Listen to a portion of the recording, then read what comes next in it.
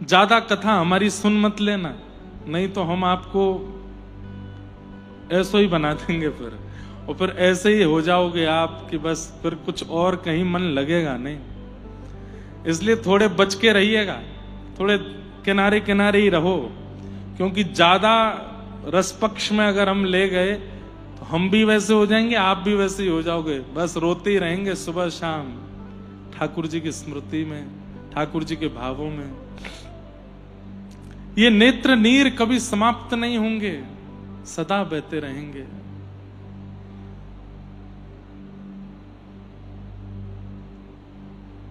स्थिति कैसी हो जाएगी?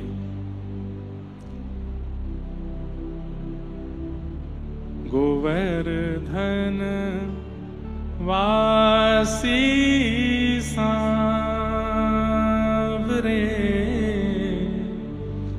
गोवर्धन वासी सांवरे, लाल तुम बिन रहो न जाए, लाल तुम बिन रहो न जाए रे, गोवर्धन वासी सांवरे,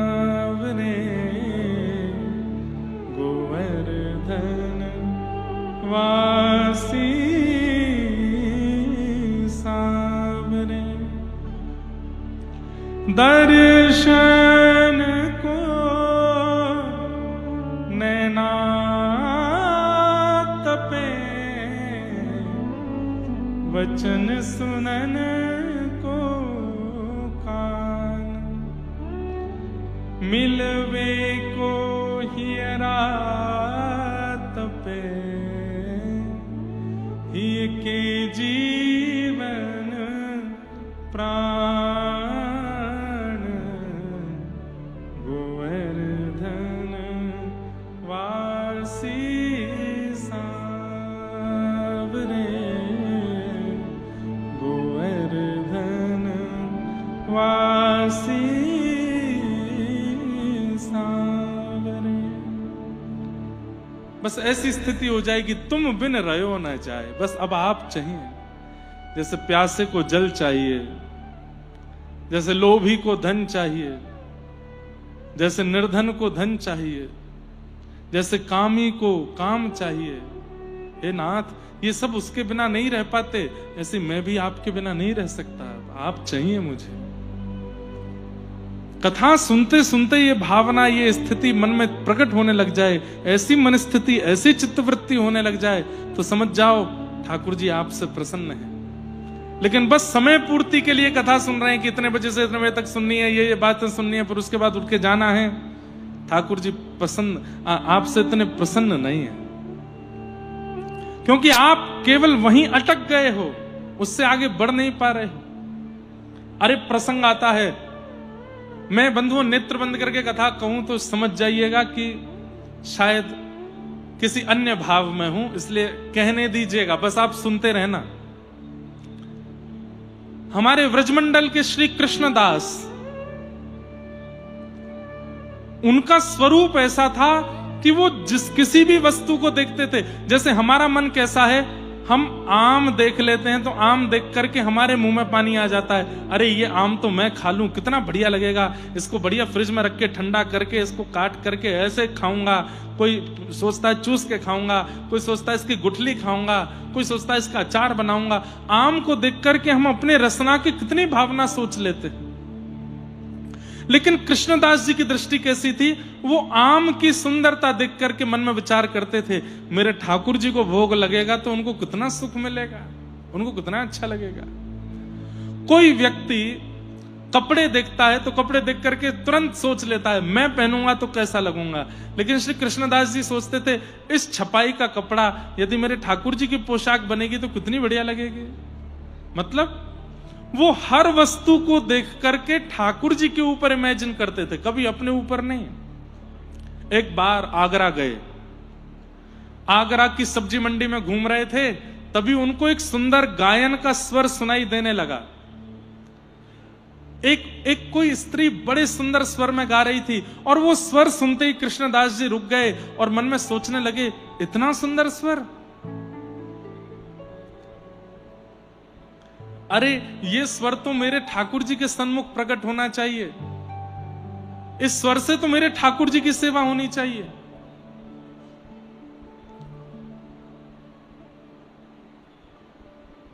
हाँ। सोहि सुहागन प्रिय जाहिरी छे,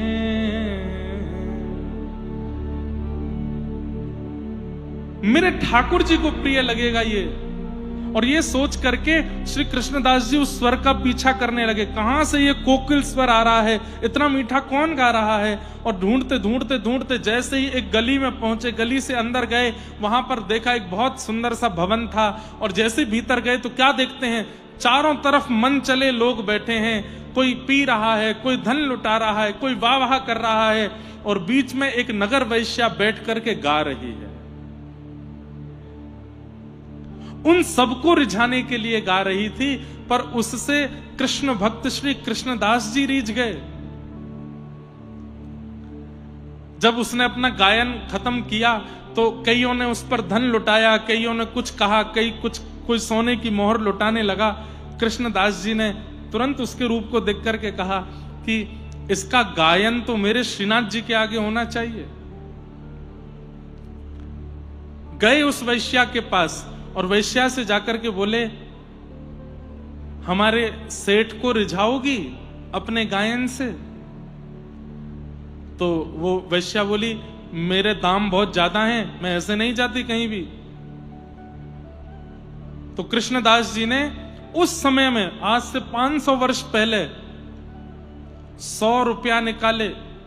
उस समय बहुत बड़ी रकम यदि कोई देता था तो 11 रुपया 12 रुपया उस वैश्या को मिलते थे, लेकिन 100 रुपए कृष्णदास जी ने निकाल करके दे दिए और कहा, ये अभी के हैं, इससे अधिक हमारे सेठ जी तुमको दे देंगे, चलो। वो वैश्या बोली, मैंने जीवन में कभी 100 रुपया नहीं देखे। आप कौन हो?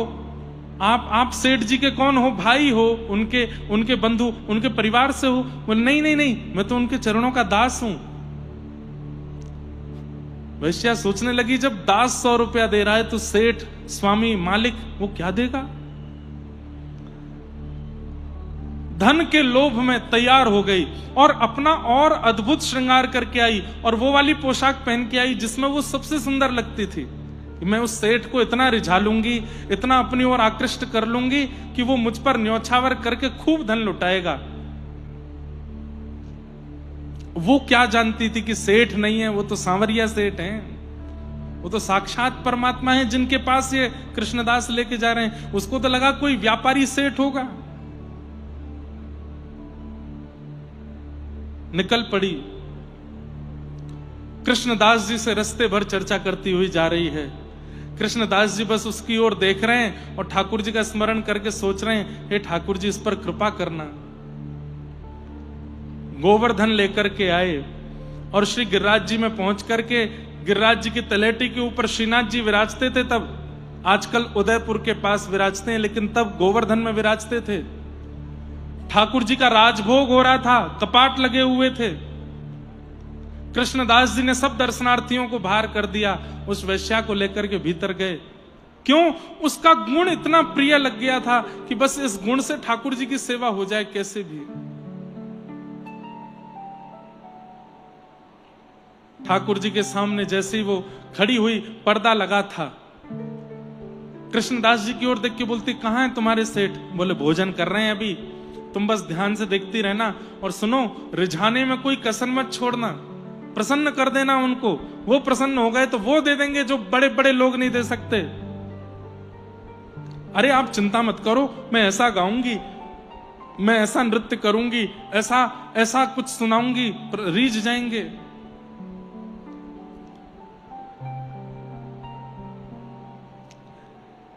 जैसे ही कपाट खुले, उस वैश्या ने नेत्र भर कर के जब देखा, एक भुजा ऊपर की ओर, दूसरी भुजा कमर पर है, नेत्र नीचे हैं, मंद मुस्कुरा रहे हैं, सिरपेज धारण किया है, उस पर मोर पिच्छ है, यहाँ पर वंशी जी धारण है, छड़ी जी अपने हाथ के नीचे लगा रखी हैं, पैरों में पाजेब पहनी है, गले में सुंदर वनमाला धारण की है, सुंदर वैजंती माला पहनी हुई है, चंदन की सुंदर सुगंधी से सुगंधित हो रहे हैं। सामने एक पुजारी जी खड़े होकर के सुंदर दीप मालिका से आरती कर रहे हैं। आहा, उस गिरधर छवि को देख करके वो वैश्या दिखती रह गई।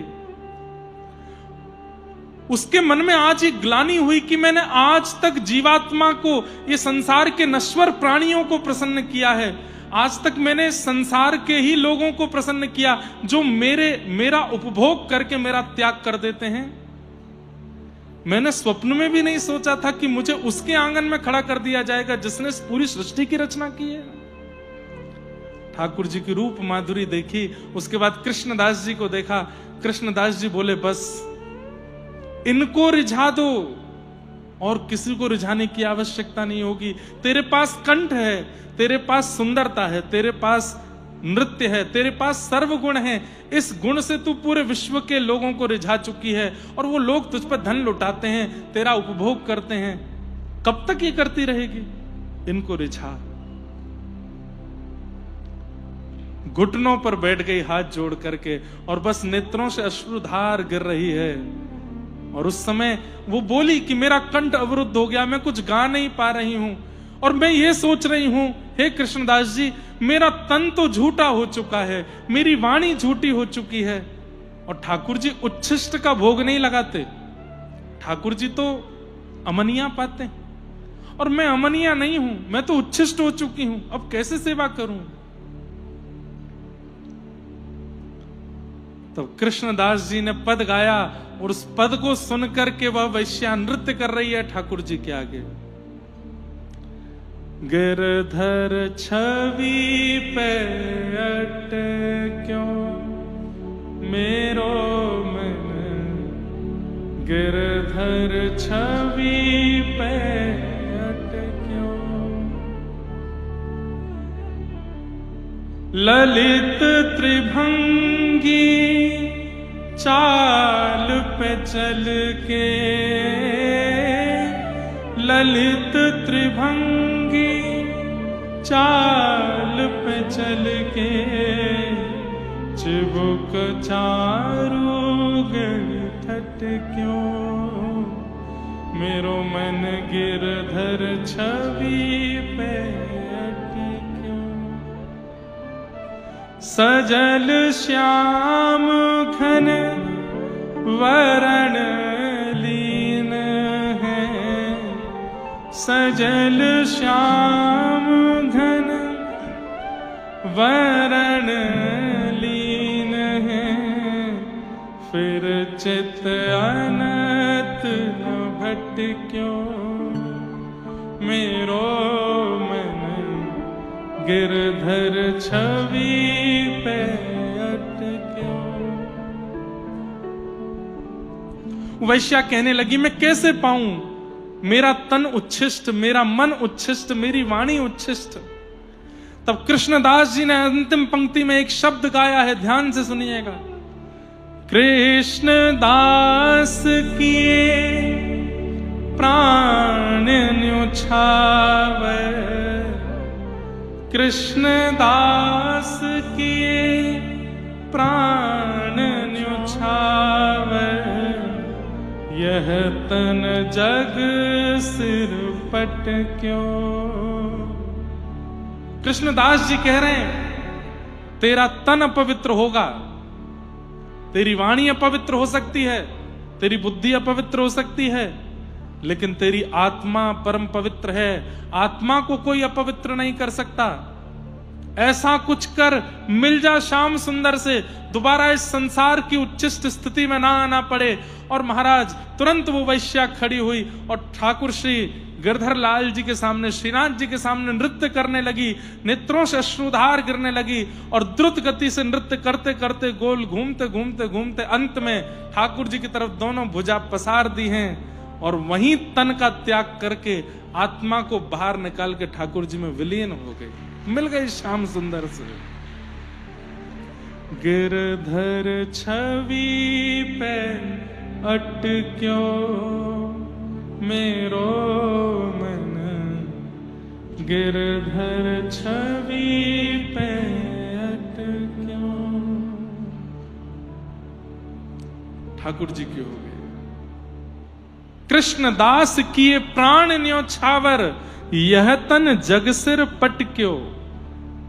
अरे ये संसार तो आपके तन का ही उपभोग कर रहा है, इसको आपके तन से ही मतलब है, छोड़ दो इस तन को इनके हवाले, आत्मा को दे दो ठाकुर जी को, उसे अर्पित कर दो ठाकुर जी को।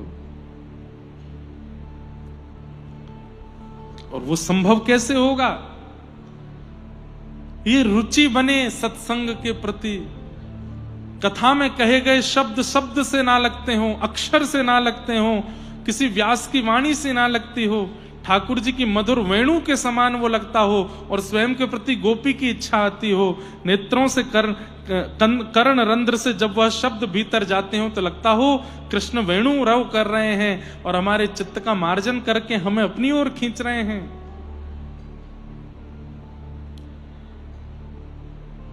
वही बात सूत जी कह रहे हैं। विश्वक्सेन कथा सुयः, कथा के प्रति यदि रुचि बन रही है, सत्संग के प्रति यदि रुचि बन रही है, तो इस बात का प्रमाण है कि ठाकुर जी आपसे राजी हैं। लेकिन सत्संग सुनते सुनते, कथा सुनते सुनते मन विचलित होता है, उठ के जाने का मन होता है, या फिर बस अब होता है कि कब विश्राम हो, समझो ठाकुर जी दूर हैं, ऐसी भाव।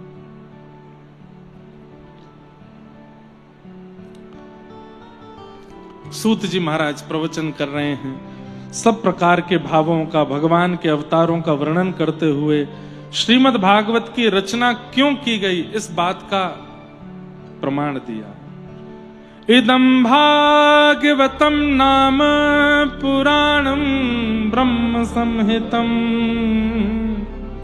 उत्तम श्लोक चरितम चकार भगवान ऋषि। ये भागवत नाम का पुराण है जिसका निर्माण वेदव्यास जी महाराज ने किया है। उत्तम श्लोक चरितम, उत्तम श्लोक भगवान के भक्तों का इसमें चरित्र है और भगवान वेदव्यास ने इसकी रचना की है। ऐसी भागवत की रचना की कथा सुनाई गई। वेदव्यास जी महाराज का मन विचलित था। तब नारद जी महाराज ने जाकर के उनको कहा कि आपने जितने भी ग्रंथ लिखे हैं उन ग्रंथों में भगवान के यश का वर्णन किया है, भगवान के ऐश्वर्य का वर्णन किया है, अभी तक ठाकुर जी के बाल भाव का आपने वर्णन नहीं किया, उनके प्रभाव का वर्णन बहुत किया है, उनके स्वभाव का वर्णन नहीं किया है, इसलिए आपका मन अशांत है। हे वेदव्यास जी, ऐसे किसी ग्रंथ की रचना करो जिसमें भगवान के स्वभाव का वर्णन हो, प्रभाव का नहीं। प्रभाव तो पूरी दुनिया जानती है ठाकुर जी का, प्रभाव कैसा है ये तो सब जानते हैं, लेकिन उनका स्वभाव कैसा है इसका वर्णन आपने अभी तक नहीं किया, इसलिए आपका मन अशांत है। तब वेदव्यास जी महाराज ने भागवत की रचना की। भागवत में भगवान के प्रभाव नहीं, स्वभाव की चर्चा ज्यादा है, भगवान के स्वभाव की चर्चा है। कैसा स्वभाव है ठाकुर जी का? हमारे भारत में जयपुर में एक संत हुए, उनका नाम था श्री राम प्रसाद जी महाराज। क्या नाम था? राम प्रसाद। बहुत दिन बाद इनका चरित्र याद आया है, ध्यान से सुनिएगा। इनके पिताजी जो थे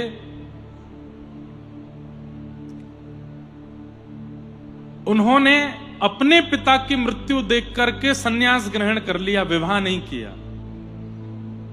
अपने पिता को मरणासन अवस्था में देख करके उन्होंने सोच लिया कि मेरी मां रो रही है,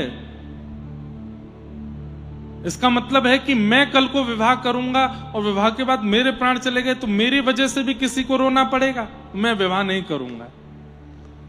और इस कारण से उन्होंने विवाह नहीं किया। ध्यान से सुनिएगा। और विवाह ना करके सर्वगुण संपन्न होके संपत्ति होते हुए भी केवल अपनी पिता की मृत्यु देख के ऐसा वैराग्य आया, सब छोड़ करके भजन करने वन में चले गए और इतना नाम जप किया, इतना नाम जप किया, 24 घंटे ठाकुर श्री का नाम जप करते, राम जी का स्मरण करते, राम राम राम राम राम राम जपते रहते थे। कुछ ही महीनों में राम नाम का ऐसा प्रभाव हुआ कि एक क्षण के लिए इन्होंने अपने नेत्र खोले तो क्या पाया, साक्षात प्रभु श्री राम, श्री जानकी जी, श्री भरत जी, लक्ष्मण जी, शत्रुघ्न जी, श्री हनुमान जी, समस्त राम दरबार इनके सामने प्रकट हो गया। इन्होंने जैसे ही ठाकुर जी को प्रणाम किया, राघव जी को प्रणाम किया, राम जी बोले हम केवल 2 शब्द बोलेंगे और बोल के अंतर ध्यान हो जाएंगे, ध्यान से सुनना। बोले जी भगवान आज्ञा करें। विवाह करो। बोले नाथ ये कैसी बात कह रहे हैं, मैं तो आपके संग रहना चाहता हूं। अरे मुझे संसार में नहीं रहना, ले चलिए अपने साथ। इतने में तो ठाकुर जी अंतर ध्यान हो गए। क्या बोल के गए, विवाह करो। खूब ढूंढा, ठाकुर जी नहीं मिले। अब तो इतने परेशान हो गए, अब कहां जाऊं। घर परिवार में ज्यादा लोग थे नहीं, लौट करके आए और आकर के अब बस सोचने लगे कैसे करूं। ठाकुर जी कह के गए विवाह करो। ब्राह्मण थे,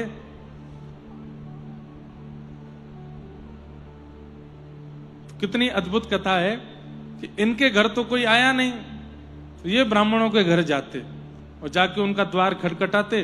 वो कहते अरे अरे आओ आओ आओ भैया, बैठो विराजो। हमने सुना था कि आप पिताजी की मृत्यु के बाद वन में चले गए थे भजन वजन करने, सोचा था विरक्त होकर, पर अभी सुना कि आप तो वापस आ गए लौट के। बोले हाँ आ गए। कहिए क्या बात है। बोले हम बस ये पूछना चाहते थे आपकी पुत्री है क्या। तो वो कहते हाँ है। तो उनका विवाह हो गया। बोले विवाह तो नहीं हुआ, हम अच्छे हैं वर हमसे ब्याह कर दो आप। खुद ही जाके अपना संबंध देते सबको। तो 2-4 ब्राह्मणों ने तो उनको भगा दिया। बोले ये कैसी बात करते हो, खुद ही आके बोल रहे हो हमसे ब्याह करा दो। और बोले मैं कैसे समझाऊं कि मुझे ठाकुर जी ने आज्ञा दिया कि ब्याह करो, और बहुत समय लगना नहीं चाहिए। एक बार ऐसे भ्रमण करते करते एक ब्राह्मण के यहाँ पहुंचे और जाकर के बोले आप देखो पहले ही हम आपको बोलते हैं, हम बहुत मार खा चुके हैं, बहुत पिटाई खा चुके हैं इस बात के लिए, लेकिन हम स्पष्टता से आपसे भी पूछ लेते हैं, मारिएगा नहीं हमको मना कर देंगे, हम चुपचाप चले जाएंगे। आपकी पुत्री है। बोले हाँ। ब्याह हो गया। बोले नहीं हुआ, हमसे कर दो, हम योग्य वर हैं। तो ब्राह्मण इतने प्रसन्न, मतलब भावुक हो गए इनकी बात। बोले ये कैसा, देखो इनका दुर्भाग्य ही कह सकते हैं, माता पिता है नहीं परिवार में कोई, खुद ही जा रहे हैं कि मुझसे ब्याह कर दो। और वो ब्राह्मण रीझ गए, उन्होंने अपनी पुत्री का विवाह उनसे कर दिया। उनके जो प्रथम संतान हुई उसका नाम उन्होंने राम प्रसाद रखा। क्यों? क्योंकि राघव जी की आज्ञा से ही दाम्पत्य जीवन में प्रवेश किया, ये संतान भी उन्हीं की कृपा से हुई है, तो इसका नाम राम प्रसाद है। राम प्रसाद नाम रखा। जयपुर में रहते थे। बहुत ध्यान से सुनिएगा।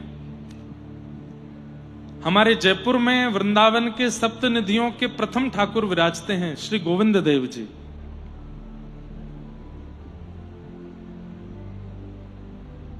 बिहरत निस दिन कुंज गलिन में, व्रज जन मन सुख धाम। रूप गोस्वामी प्रकट कियो जहां, राधा गोविंद रूप निधान। वृंदावन प्यारो वृंदावन, श्री वृंदावन प्यारो वृंदावन। तो वृंदावन के गोमा टीला पर इनका प्राकट्य हुआ। लेकिन औरंगजेब ने जब आक्रमण किया, औरंगजेब जब आगरा आया तो आगरा में आकर के एक दिन रात में किले पर खड़े होकर के देख रहा था तो दूर एक दिया दिखाई दिया। उसने कहा ये आकाश में दीपक जैसा दिखाई दे रहा है, क्या है ये? बोले महाराज यहां से 50 किलोमीटर की दूरी पर एक हिंदुओं का धाम है, उसका नाम है वृंदावन। वहां एक ठाकुर प्रकट हुआ है, उसका नाम है गोविंद देव, उसके मंदिर के शिखर का ये दिया है। तो औरंगजेब ने कहा 50 किलोमीटर दूर से दिया दिखाई दे रहा है, नष्ट करो इसको। औरंगजेब ने तो नष्ट ही किया भारत को, सारे मंदिरों को। जैसे ही ब्रजवासियों को पता चली तो गोविंद देव जी को ले जाने का भाव रखा। तब जयपुर के राजा ने कहा कि मैं पूरी सुरक्षा दूंगा, आप कृपा करके श्री गोविंद देव जी को यहां ले आओ। कुछ कुछ दिन जगह जगह पड़ाव करते हुए श्री गोविंद देव जी जयपुर गए, तब से जयपुर में विराजमान। तो जयपुर में इनका जन्म हुआ श्री राम प्रसाद जी। तो राम प्रसाद जी गोविंद देव जी के मंदिर जाते थे। अब इनकी दर्शन वर्शन में तो रुचि कम थी। गोसाई जी के 2 बेटे थे, वो राम प्रसाद जी की उम्र के ही थे। मंदिर में इतनी भीड़ होती नहीं थी, 2-4 लोग दर्शन करने आते थे। गोसाई जी के बच्चों के साथ राम प्रसाद जी खेलते थे। तो इनके मन में क्या भावना थी कि गोसाई जी के 3 बालक हैं, 2 तो मेरे साथ खेलते हैं और एक ये मुकुट उकुट पहन करके, पीतांबरी पहन के सामने खड़ा रहता है, ये खेलने नहीं आता, ये खड़ा ही रहता है यहाँ पे।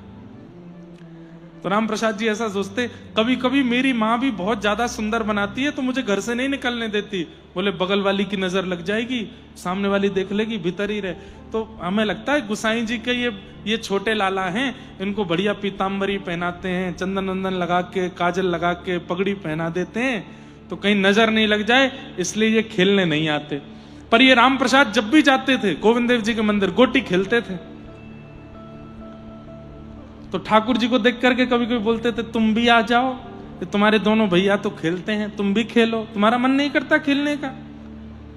फिर वो दोनों बच्चे भी, वो भी गोसाई जी के पुत्र भी छोटे से ही थे, उनसे कहते ये क्यों नहीं आते? तो वो बच्चे कहते ये नहीं आते, इनको रहने दो, चलो हम खेलते हैं। गोटी खेलते थे। एक बार गोसाई जी के दोनों वो बालक अपने नानी के घर चले गए घूमने, गर्मियों की छुट्टी में। राम प्रसाद जी का रोज का नियम था, दोपहर में गोटी खेलने आते थे। आज गोटी लेकर के आए। जब तक वो दोनों नहीं आते थे अकेले खेलते थे। आकर के अकेले खेलने लगे। देखते देखते बोले अब बहुत देर हो गई, आए नहीं। तब ठाकुर जी की ओर देख के बोले आज तुम्हारे दोनों छोटे भाई नहीं आए खेलने?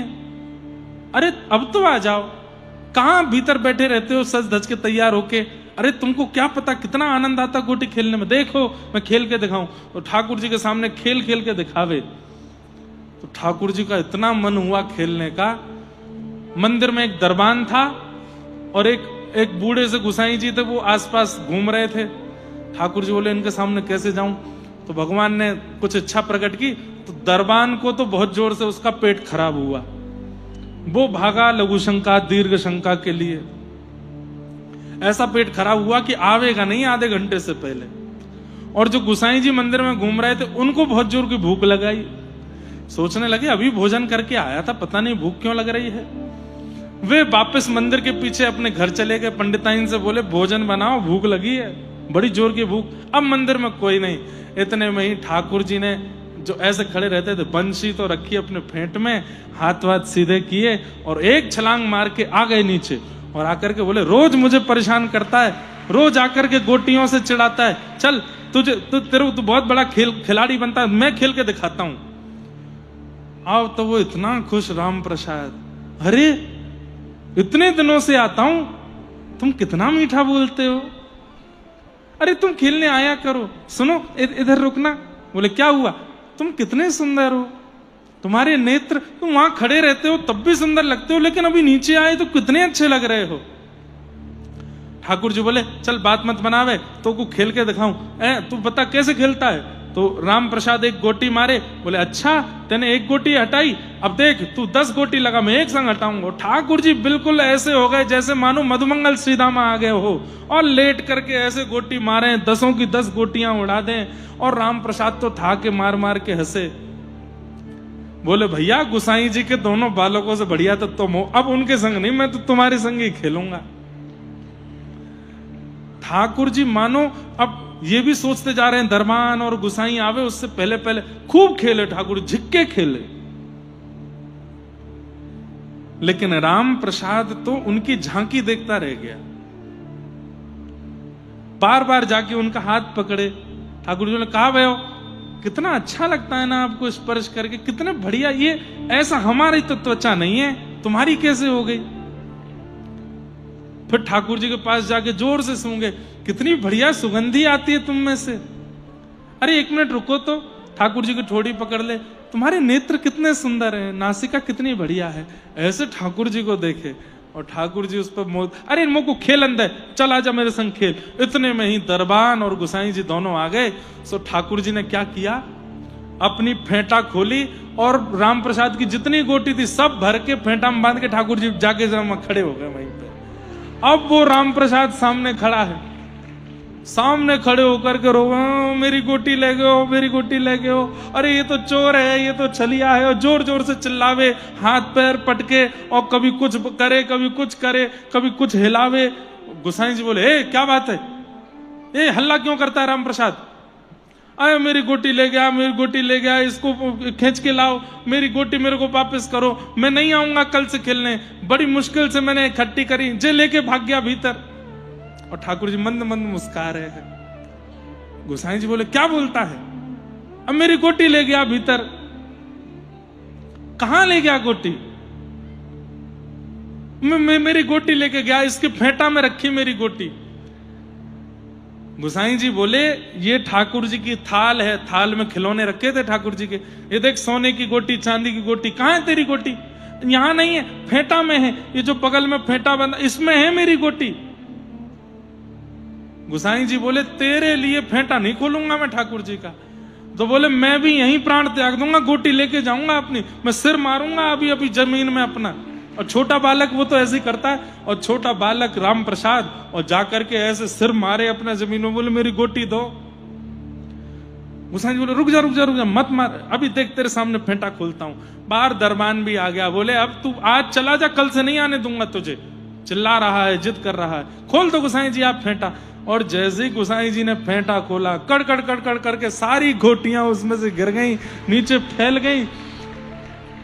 ठाकुर जी की सोने चांदी की गोटियां हैं, वो तो सामान्य गोटी, उसको हमारे यहां कंचा बोलते हैं, ऐसे हरे नीले ऐसे रंग के होते हैं। गोसाई जी बोले, ये तो राम प्रसाद तू ही खेलता है ना इनसे। बोले, हाँ मैं वही तो कह रहा, ये मेरी लेके मेरी गोटी वापस करो। और वो गोसाई जी के हाथ कांपे, पैर कांपे, और वो ठाकुर जी की ओर देखें। बोले, राम प्रसाद भीतर आके फेंटा में नहीं बांध सकता। हे नाथ, ये आपकी कोई लीला है क्या, ये आपकी कोई कृपा है क्या। इतने में ही श्री गोविंद देव जी मंद मंद मुस्का गए, हल्की सी झांकी गोसाई जी को दिख गई, आहा जय जयकार करने लगे, श्री राधा गोविंद देव की। अरे ये तो खेल के रस्सियां हैं। और राम प्रसाद को गोटियां देख करके हृदय से लगा लिया। बोले, भैया अब सही सही बता, तेने क्या अनुभव किया।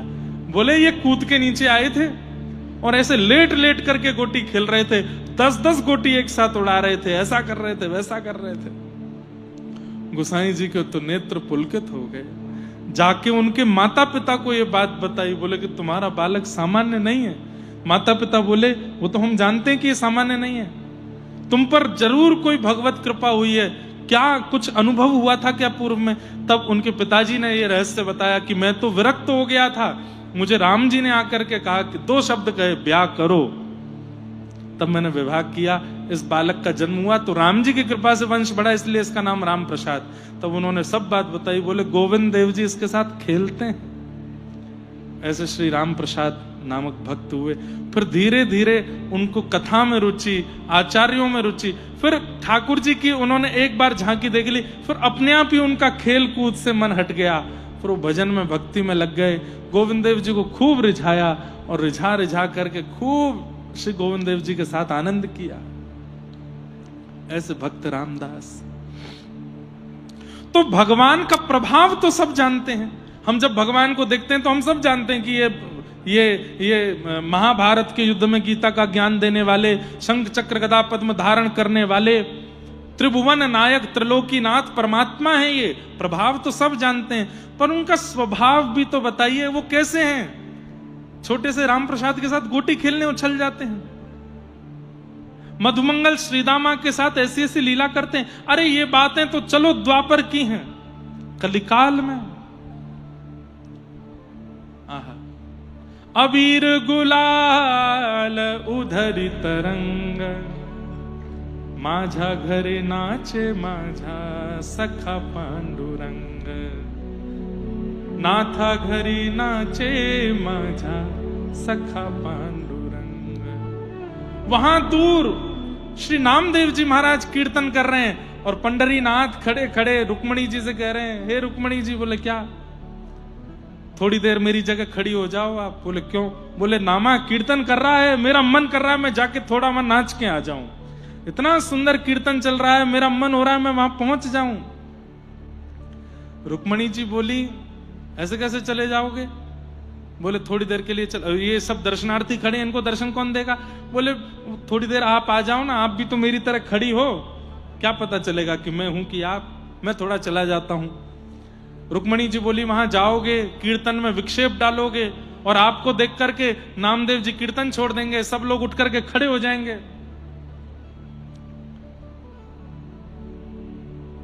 बोले आप अपनी चुनरी हमको दे दो।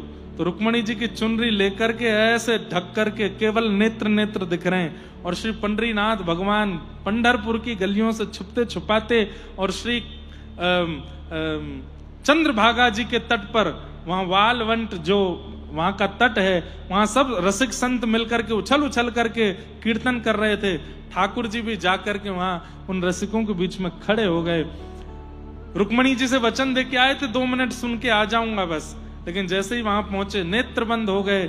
ठाकुर जी झूमने लगे और धीरे धीरे झूमते झूमते थोड़े उछलने लगे, उछलते उछलते वेग से कूदने लगे और कूदते कूदते असंख्य भक्तों के बीच में आ गए। ठाकुर जी की अचानक से चुनरी उतर गई, सिर पर खूब सुंदर मुकुट धारण किया है, आहा कस्तूरी की सुगंधी आ रही है, गले में तुलसी माला पहनी हुई है और ऐसे कमर पर हाथ धर के झूम झूम करके विठोबा नृत्य कर रहे हैं और सब भक्त समाज देख करके आनंदित हो रहे हैं ठाकुर जी को। ये ठाकुर जी का स्वभाव है कि वो इतने प्रभावशाली होते हुए भी भक्तों के सुंदर भाव को छोड़ नहीं पाते, पहुंच जाते हैं। नारद जी महाराज ने आके वेदव्यास जी से कहा भगवान का स्वभाव नहीं, भगवान का प्रभाव नहीं, स्वभाव बताओ, उनका स्वभाव कैसा है, वो कैसे प्रेमी हैं अपने भक्तों के, इसके बारे में थोड़ा बताओ, तब तुम्हारे मन को शांति मिलेगी। और तब श्री वेदव्यास जी महाराज ने रचना करते हुए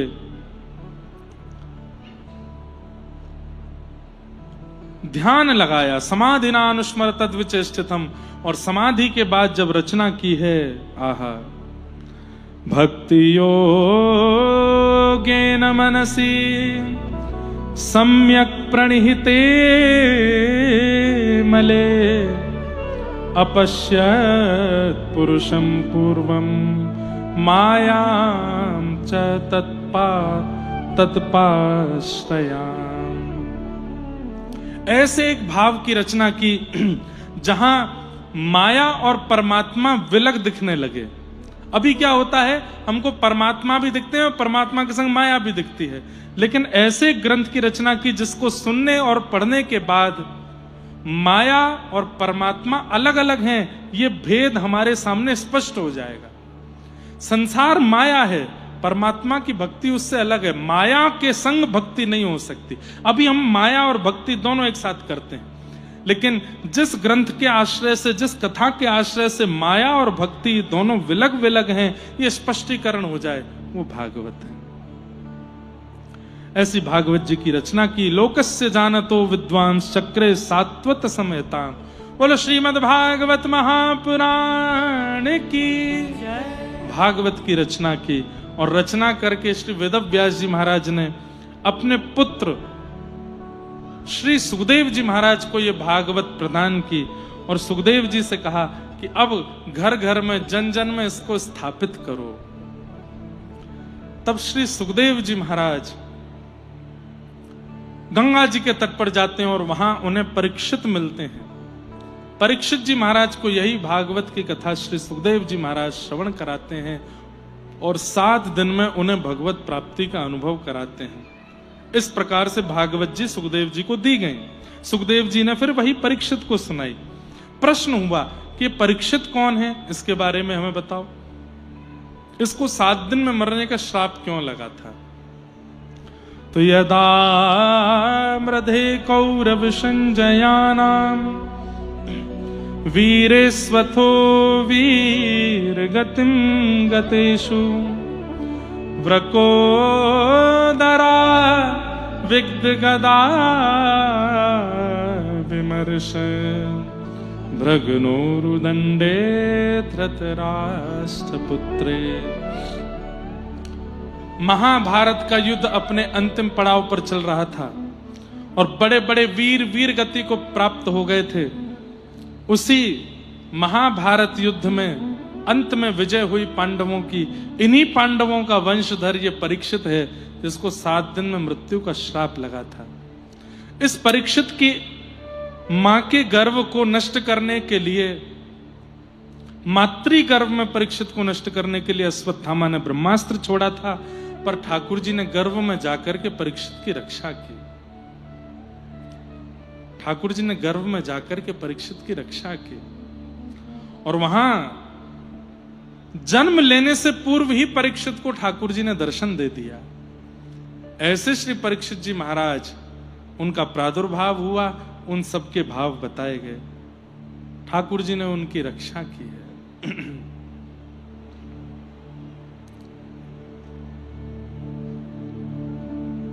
बहुत सुंदर भाव। हमारे उत्तर भारत में पंढरी नाथ को स्मरण करके हम लोग कभी कभी कथाओं में गाते हैं हिंदी भाषा में।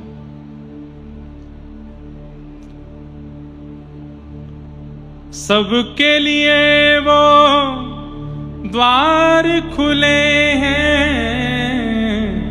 सबके लिए वो द्वार खुले हैं, एक ईंट पर विठल खड़े हैं, एक ईंट पर विठल खड़े हैं, कर जीवन कल्याण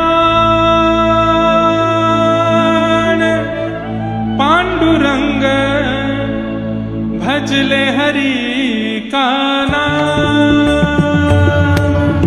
भजले हरि का नाम, पांडुरंग भजले हरि का नाम, भजले हरि का नाम, पांडुरंग भजले हरि का नाम, भजले हरि का नाम, पांडुरंग भजले हरि का नाम। विठ्ठल विठ्ठल जय हरि विठ्ठल,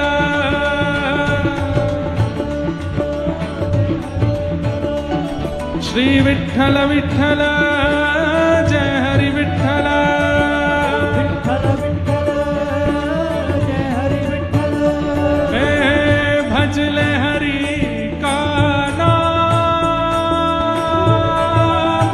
पांडुरंग भजले हरि का नाम, भजले हरि का नाम, पांडुरंग भजले हरि का नाम। ओ राम वही श्याम वही, राम वही श्याम आइए, राम वही श्याम वही, वही श्याम वही है, कृष्ण वही बलराम वही, कृष्ण वही बलराम, राम वही सब में समाई जिसकी